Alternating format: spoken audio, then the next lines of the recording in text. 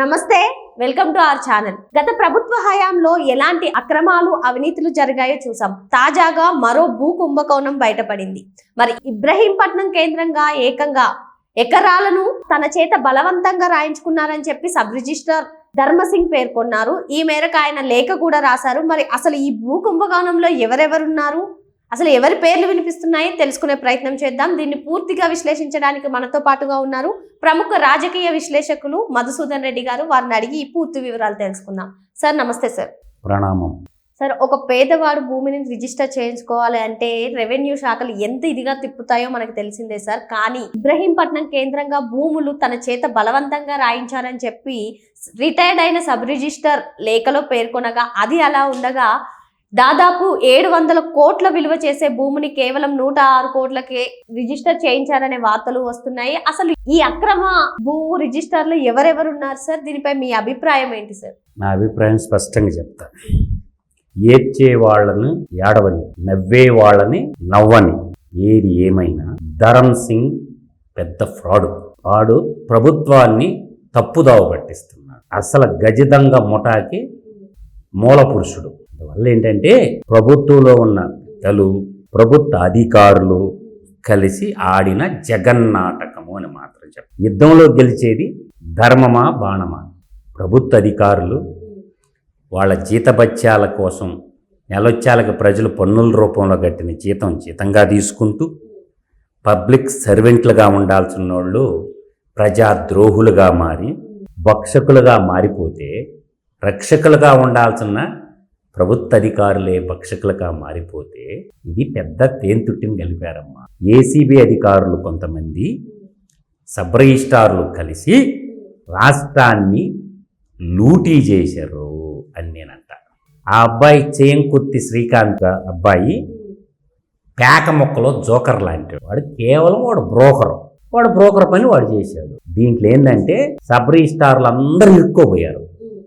కృష్ణా జిల్లాలో, గుంటూరు జిల్లాలో ఉన్న 8 మంది సబ్ రిజిస్ట్రార్లు ఇరుక్కోపోయారు. వాడు బ్రోకర్గా ఉన్నాడు కాబట్టి, బ్రోకర్ అని ఒక సినిమా తీశాడు ఆర్పి పట్నాయక్, గుర్తుందమ్మా? చూడండి, వాడు బ్రోకర్గా ఉంటాడు. వాడు ప్రతిదీ రికార్డు చేసుకుంటాడు. ఆ రికార్డు అనేది వాడి దగ్గర ఉంది. ఈ సేంకుర్తి నాగేశ్వరరావు అనేవాడు కాడ రికార్డు ఉంది. ఈడేం చేశారంటే, ఈ ధరమ్ సింగ్ మీద ఏసీబీ రైడ్ జరిగింది జగన్ గవర్నమెంట్లోని. ఎవరు చేపించారు? ఈ సేమకుర్తి శ్రీకాంత్ చేపించాడు. వాడు అనుమానపడ్డాడు, పలానా చోట్ల ఉన్నాయి అని చెప్పి ఏసీబీ రైడ్ జరిగింది. అసలు పాత్రధారుడు, సూత్రధారుడు ఎవరు? జగన్ యొక్క ఓఎస్డి అయిన ధనుంజయ రెడ్డి. కాబట్టి ఈ ల్యాండ్ టైటిల్ యాక్ట్ తెచ్చి 20A నిషిద్ధ భూముల జాబితాలో ఉన్న అన్ని పక్క ఈ ఇళ్ళు రిజిస్ట్రేషన్ చేయించుకున్నాం. అసలు ఏ ప్రాంతాల్లో భూములను రిజిస్టర్ చేయించుకున్నాం? రాష్ట్ర వ్యాప్తంగా చాలా పెద్ద కుంభకోణం అమ్మా ఇది. అందువల్ల నేటి కూటమి ప్రభుత్వం ఏం చేయాలంటే, దీని మీద ఒక సిట్ ఎంక్వైరీ చేసి ఆ ధరమ్ సింగ్కి పందిరి మంచంగా నేస్తే, ఒకవేళ సిట్ ఎంక్వైరీ చేస్తే, అసలు సిట్ ఎంక్వైరీ కంటే ముందు పెళ్లి పందిరి మంచం అంటారు ఒకటి, పోలీసు భాషలో వాళ్ళకి అర్థం అవుతుంది డిపార్ట్మెంట్ వాళ్ళు. పందిరి మంచం వేస్తే మంచి రబ్బర్ బెల్ట్, లాఠీ కార్ తీసుకున్న వాళ్ళు గుమ్మితే, దీంట్లో ఏసీబీ అధికారులు కూడా లంచాలు తీసుకున్నారంటమ్మా. అప్పుడు ఏసీబీ అధికారులుగా పనిచేసిన వాళ్ళు. సో ఈ మొత్తం అనేది వాళ్ళే తినుండ్రు.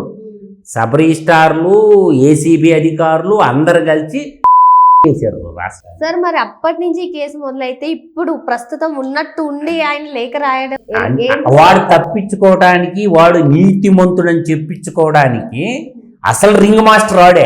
వీడు పేకముట్లో జోకర్ లాంటివాడు శ్రీకాంత్ అనేవాడు. ఒక అంటే నువ్వు ప్రభుత్వ అధికారి కదా, వాడు సంతకాలు పెట్టాడు కదమ్మా. అందువల్ల ఏంటంటే వీళ్ళు ఏసీబీ కేసుల్లో ఆరున్న జగన్మోహన్ రెడ్డి యొక్క ఓఎస్డి ధనుంజయ రెడ్డి, జగన్మోహన్ రెడ్డి యొక్క ప్రధాన సలహాదారుడు అయినటువంటి మిల్లెట్ రెడ్డి, వాడే సకల శాఖల మంత్రి. తర్వాత నాటి రాష్ట్ర డీజీపీగా పనిచేసిన రాజేంద్రనాథ్ రెడ్డి, జగన్మోహన్ రెడ్డి యొక్క వ్యక్తిగత కార్యదర్శి అయినటువంటి కొల్లి నాగేశ్వర్ రెడ్డి, ఈ డెకాయిట్ మొత్తం అంతా కలిసి ఈ 20 నిషిద్ధ భూముల జాబితాలో ఈ ల్యాండ్ టైటిల్ యాక్ట్ పెట్టుకొని దాంట్లో ఉన్నవన్నీ వీళ్ళ పేరు మీద రిజిస్ట్రేషన్ చేసిన లత్తుకూర కొడుకులు ఎవరెవరో, ఆ సబ్ రిజిస్ట్రార్లు ఎవడెవడో వాళ్ళందరినీ ప్రభుత్వం ముందు సస్పెండ్ చేసి వాళ్ళ మీద కేసులు ఎఫ్ఐఆర్ బుక్ చేసి వాళ్ళు ఇప్పుడు ప్రభుత్వంలో ఉన్నారమ్మా. ఏసీబీ నుంచి పక్క శాఖ వాళ్ళని బదిలీ చేసి కొత్త ఆఫీసర్లు వేసి స్పెషల్ సిటీ ఎంక్వైరీ వేస్తే ఈ భోగోతం అంతా ఆఫీసర్లు రాజకీయ నాయకులు కలిసి ఆడిన జగన్నాటకం అని మాత్రం నేను ఖచ్చితంగా చెప్పగలను. కాబట్టి ఆ అధికారులు నేడు కూడా రాష్ట్ర ప్రభుత్వంలో పబ్లిక్ సర్వెంట్లుగా ఉన్నారు. పబ్లిక్ సర్వెంట్ అంటే పీపుల్ రిప్రజెంటేషన్గా ఉన్న ఎమ్మెల్యేలు, ఎమ్మెల్సీలు, ఎంపీలు, రాష్ట్ర మంత్రి మండలి, ప్రభుత్వ బ్యూరోక్రాట్లు అందరూ కూడా పబ్లిక్ సర్వెంట్లే. కాబట్టి వీళ్ళు ఒకరిని కాపాడుకుంటున్నారు. దయచేసి ఈ విషయంలో పెద్ద ఆయన, రాష్ట్రానికి పెద్ద అయినటువంటి ముఖ్యమంత్రి గారు ఎవరినన్నా ఉపేక్షించొద్దు.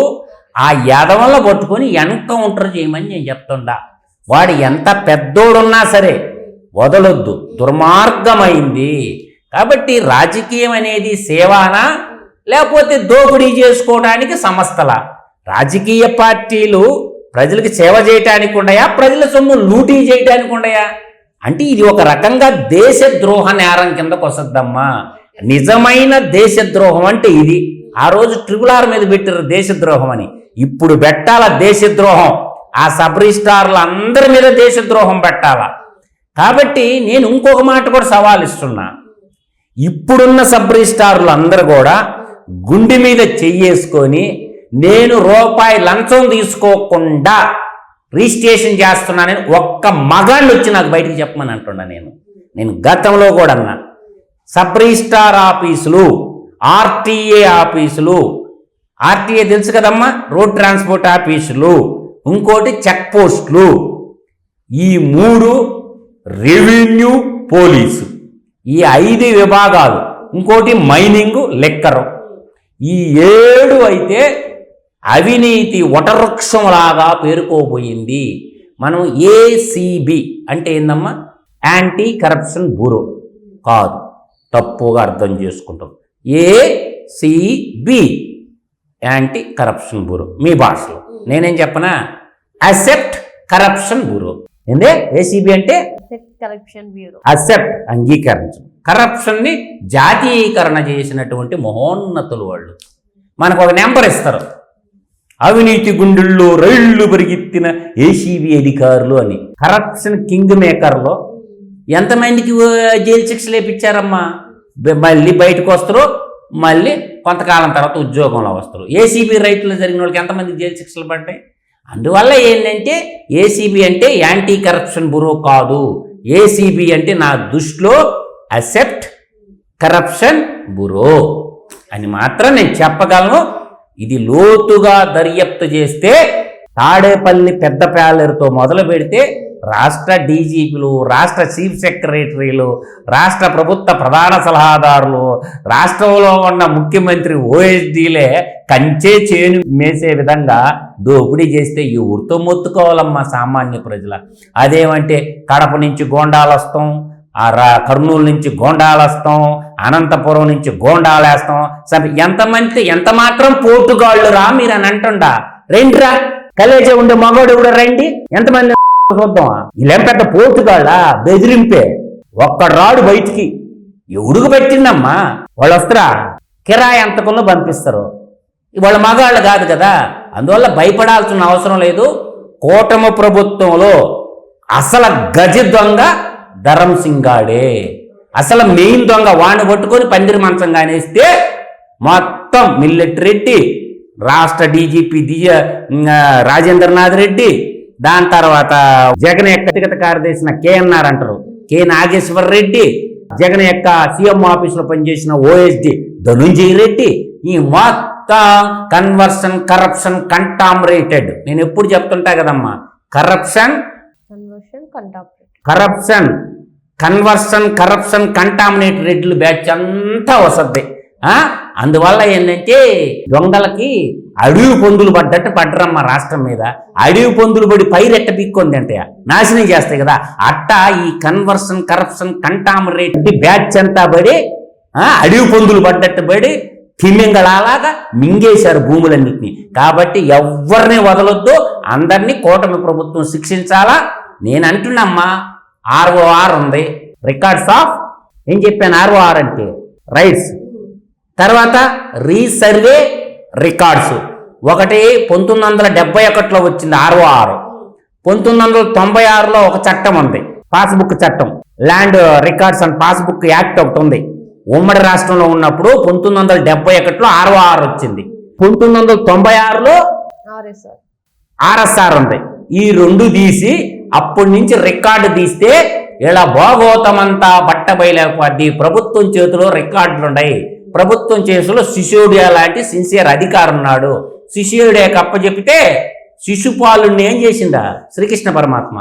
100 తప్పులు చేసిన దాకా క్షమించిండు శ్రీకృష్ణ పరమాత్మ శిశుపాలుని. శివరాస్త్రం ఏం చేసి సుదర్శన చక్రం వదిలితే ఏమైంది శిశుపాలుడికి? తల తెక్కింద పడింది. కాబట్టి ఈ కూటమి ప్రభుత్వంలో ఉన్న ముఖ్యమంత్రి గారు కూడా ఏం చేయాలంటే శిశుడియాని మళ్ళిచ్చి సుదర్శన చక్రం కానీ వదిలితే, సుదర్శన చక్రం అంటే ఏందా, యుద్ధం చేయమని కాదు, ROR రికార్డ్ ఆఫ్ రైట్స్ 1971. ఇంకేం చెప్పాను, RSR 1996.